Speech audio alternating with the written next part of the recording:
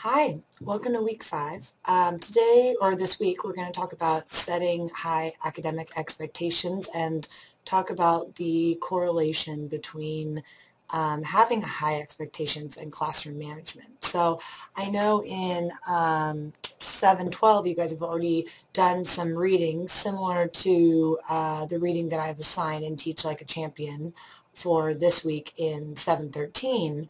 But I wanted to kind of explore in this week's essential question that you'll be communicating with me and your classmates about what the correlation between having those high expectations and classroom management might be. So I want to talk about a couple of the techniques that I know you guys have talked about in your other classes and hopefully you've observed in your mentor teacher, and then kind of encourage you to do some additional or rereading of the assigned pages in Chapter 1 in Teach Like a Champion, and then also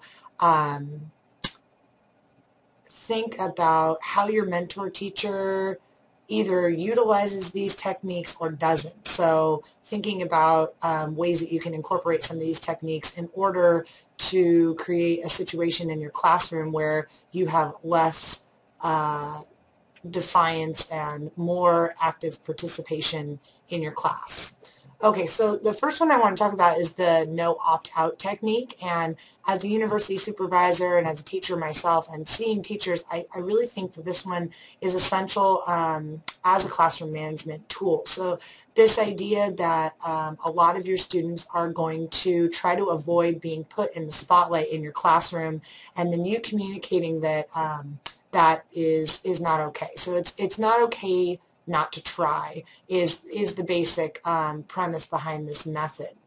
And also the idea of there's a variety of reasons why students will say, I don't know. So sometimes it's avoidance, sometimes it's defiance, but it's really important that if a student says they don't know, that you do come back to them until they give you the correct answer, which kind of leads to the next technique that I think is particularly interesting. That's the idea that right is right. So the idea of instead of rounding up to the best answer that you are expecting from your students, but insist that the students give you the right answer all the time, can be a good management technique because it's also giving the idea that simply just participating is not enough in your class, but actually being involved in the content and giving correct answers is also important.